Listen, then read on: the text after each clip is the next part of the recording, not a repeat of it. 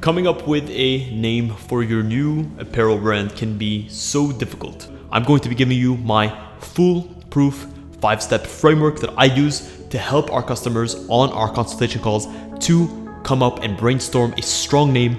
And number one is you need to understand the core values, the mission, the overall direction of the brand. And one thing that I would start off with is list a bunch of different adjectives that you feel would describe your brand correctly. Your adjectives could be dynamic, sporty, fast, athletic. The second step is to go ahead and create word associations and what I like to call a mind map. Here, it is essential to start off with specific keywords that you know can resonate with your brand's essence. All of these keywords give you an indication of the finished result of how the brand should sound and what specific words or parts of words should be included. Maybe you come down to 2 or 3 key keywords that you love, that you feel resonate with the brand. Come up with synonyms for them. Next, it's essential that you explore different themes that align with your core brand direction. So you can look at things like nature, you can look at things like motifs, symbols, mythology. Step 3 is now we need to consider phonetics and the symbolism or the sound symbolism. You need to be able to play with different things such as alliteration, rhyming, blending words together. In this regard, you also want to reflect heavily on the emotions that these words evoke. You need to make sure that the words you use can influence the way that the people feel about the brand.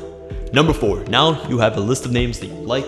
It's time to get technical. You'll need to run a quick web search of that name to make sure that it's not already been used in the same domain that you're in the same industry that you're in the same markets that you're in. You will not be able to trademark your name globally. You'll need to go to each entity or each region in the world, and you'll want to search up your name and if it's available in the specific industry that you're trying to operate in.